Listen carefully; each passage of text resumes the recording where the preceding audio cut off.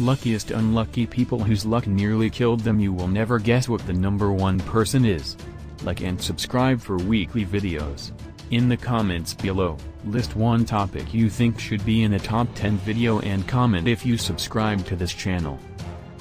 You can't measure luck, it simply isn't quantifiable, but that doesn't mean there aren't people who are luckier or unluckier than others. That person who always seems to hit their numbers at bingo or the one who never catches a break probably comes to mind. Then there are those people who somehow find themselves on both sides of the scale.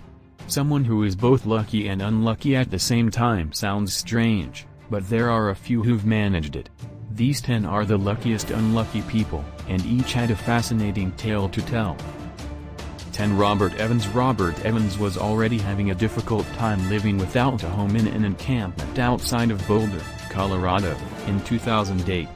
While riding his bike along the road, Evans became the unlucky victim of a hit-and-run car accident, which earned him an ambulance ride to the local hospital.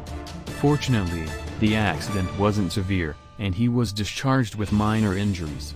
Walking his way back to his encampment, along a narrow railroad bridge, the man who had survived a car accident only hours earlier, was hit by a train. The passing train, which knocked him from the bridge into a creek, would have killed most people. Evans' strange luck, if you want to call it that, saw him taken to the same hospital 7 hours after he first landed there following the car accident. Jim McPherson of the Boulder Police Department summed up Evans' evening, saying, "He got 2 ambulance rides last night," McPherson said. "It's an extreme oddity that someone is hit by a car and a train on the same night." 9. Violet Jessup. 3 White Star sister ships were involved in severe accidents and disasters, including the RMS Titanic, Olympic, and Britannic. The Titanic is the best known, but it was only one of 3 similar Olympic-class ocean liners. Serving aboard all 3 ships was Violet Jessup, a seriously unlucky woman. She survived tuberculosis at an early age, and by 1908, she began working as a stewardess for the White Star Line, finding her way aboard the Olympic in 1910. That vessel collided with the HMS Hawke in 1911 and nearly sank. She walked away and joined the crew of the Titanic, which she survived by caring for an infant on a lifeboat. When war broke out, she served aboard the Britannic as a nurse, and you know what happened next. The Britannic hit a mine, but Jessup wasn't lucky enough to jump into a lifeboat. Instead, she leaped overboard and was sucked under the keel, where she hit her head. She survived, with a skull fracture. Despite her naval experiences, she continued to work aboard various ships, retiring at 61. 8. Matthew. On September 11, a man named Matthew was walking along the street under the shadow of the World Trade Center when it was struck. He was on his way to a meeting when an aircraft slammed into one of the Twin Towers, and he was fortunately uninjured by any of the falling debris. Following the attack, he sprinted across half of Manhattan and survived to tell the story. Having a close call with one terrorist attack is rare enough, but for Matthew, it was just the beginning of his interaction with terrorists. On November 13, 2015, Matthew was attending an Eagles of Death metal concert at the Bataclan in Paris, France, when it was attacked by terrorists armed with automatic rifles, grenades, and suicide vests. The Bataclan attack resulted in the deaths of 89 people, but Matthew wasn't one of them. He was shot in the leg, but he made his own luck after that. He played dead, and when the terrorists began to reload, he dragged himself to safety.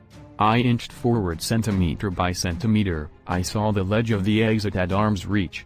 I was able to grip it with one finger, then the other. 7. Arthur John Priest. Arthur John Priest worked as a stoker, or fireman, whose job was to keep the boilers of a ship steaming by constantly shoveling coal. While serving aboard the Olympic, he survived when the vessel was struck and holed below the waterline in 1911. The following year, he got a job on the Olympic's sister ship, the Titanic.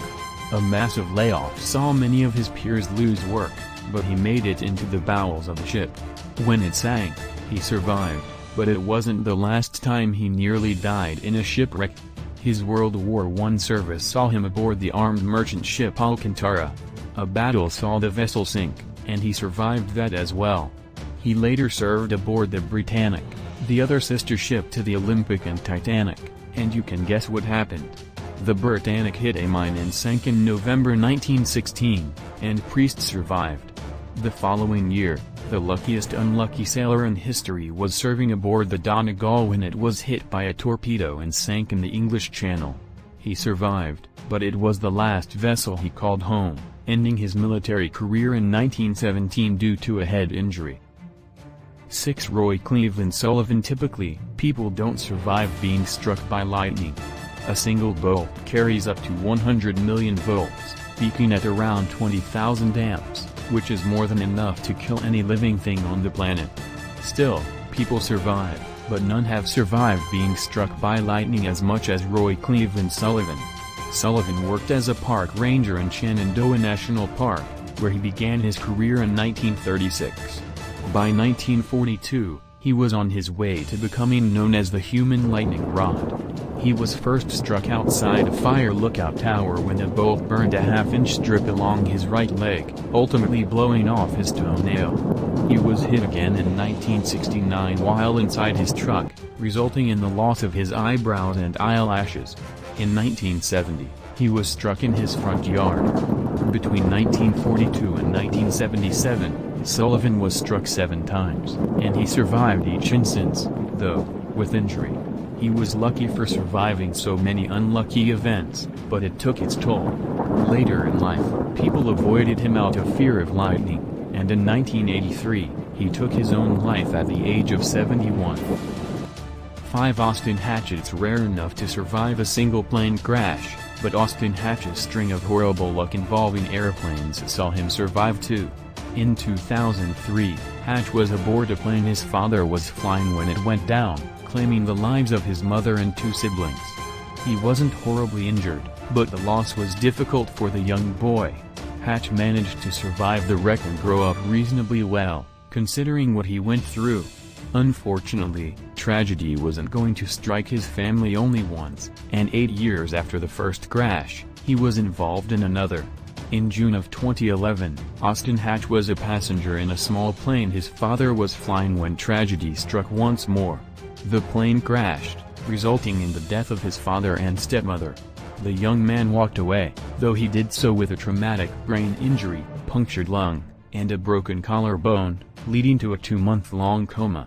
Surviving the loss of his entire family and injuries that nearly killed him didn't destroy the 23-year-old. He recovered and went on to play college basketball, thanks to a scholarship he received at the University of Michigan. He also works as a public speaker, sharing his experiences with the world. 4. Mason Wells. In 2013, Mason Wells was 1 block from the Boston Marathon bombing, which he survived unscathed. Despite being so close to the detonation, Wells was impacted by the event, but it wouldn't be the only time he came into contact with terrorism, as he found himself near another attack across the ocean. A few years after Boston, Wells was in Calais, France, when 3 Americans on a Thalys train subdued a terrorist. The incident was close to home, as he used the trains weekly to get from one city to another. He wasn't a victim of that attack, but not long after, he was in Brussels when the airport was bombed in 2016. While working as a Mormon missionary, Wells was in the airport when 3 terrorist members of ISIS attacked, using suicide bombs and other explosive devices. He was caught in a blast, which ruptured his Achilles tendon, inflicted 2nd and 3rd-degree burns on his hands and face, and peppered his body with shrapnel. His father explained that Wells survived partly due to his experience at the Boston bombing years earlier. He said it helped him remain calm, and despite being on the ground and bleeding, he actually had a sense of humor and remained calm through the situation. 3. Anna and Helen. As everyone now knows all too well, surviving a pandemic isn't easy, but it's possible. Most people never contract the disease if they take precautions. Still, getting infected can be deadly, especially if the pathogen is particularly nasty, like the influenza strain A/H1N1 that devastated the world between 1918 and 1920. The Spanish flu claimed some 20 to 100 million people, thanks to the fast spread and speed at which the virus killed infected people. 2 women who were infected and managed to survive the virus were Ana del Priori and her sister, Helen, who were small children during the Spanish flu pandemic. While they weren't the only people to survive the pandemic, they are among a small community of people to survive 2 worldwide pandemics set more than a century apart. Anna and Helen were 105 and 107 years old respectively, when they were infected by COVID-19. Despite their age at the time of infection, they both managed to beat the odds and survive. Anna explained how others might succeed in living as long as she and her sister, saying, "Be good to others, keep good friends, be honest, love God, and I eat lots of hot peppers." To Tsutomu Yamaguchi on August 6, 1945, the United States of America dropped the atomic bomb on Hiroshima, Japan, killing around 140,000 people in the blast and subsequent radiation. One man who survived, Tsutomu Yamaguchi, was spending his final day in the city after a summer spent designing a new oil tanker. When the bomb detonated, he managed to jump into a ditch, but the shock wave pulled him into the air, spinning and hurtling him into a nearby potato patch. He was less than 2 miles from ground zero. He nearly ruptured his eardrums, and his face and forearms were severely burned, but he survived. He made his way to a train and left for his hometown, which was unfortunately Nagasaki. Upon arriving, he made his way to a hospital. On August 9th, he was recounting his experience to the Mitsubishi company director when a flash of light outside had him leaping to the ground one more. Miraculously, while still injured from the first blast, Yamaguchi survived the second, and thus far, only 2 atomic bombs used in war. He later recalled the Nagasaki blast, saying, "I thought the mushroom cloud had followed me from Hiroshima." One Frain Selleck has survived more fatal accidents than anyone, earning him the title of being the world's most luckiest man. In 1962, Selleck's first brush with death came when he survived a train crash that killed 17 other passengers. In 1963, he took his first ride in a plane, which ended when the door opened and sucked him out. He landed in a haystack while the plane crashed, killing 19 people. In '66, he survived a bus crash that killed 4 people, and in 1970, his car caught fire and exploded, but he managed to walk away. 3 years later, a similar car accident managed to burn off all of his hair, but he was otherwise unharmed. In 1995, he was hit by a bus, and the following year, he nearly hit a car in a head-on collision but survived by slamming into a guardrail. For whatever reason, death was always coming for Selleck, but he managed to avoid it at every turn. His luck changed a bit when, 2 days after he turned 73, he won €900,000 in the lottery. He bought some houses and a boat but gave most of his winnings away in 2010.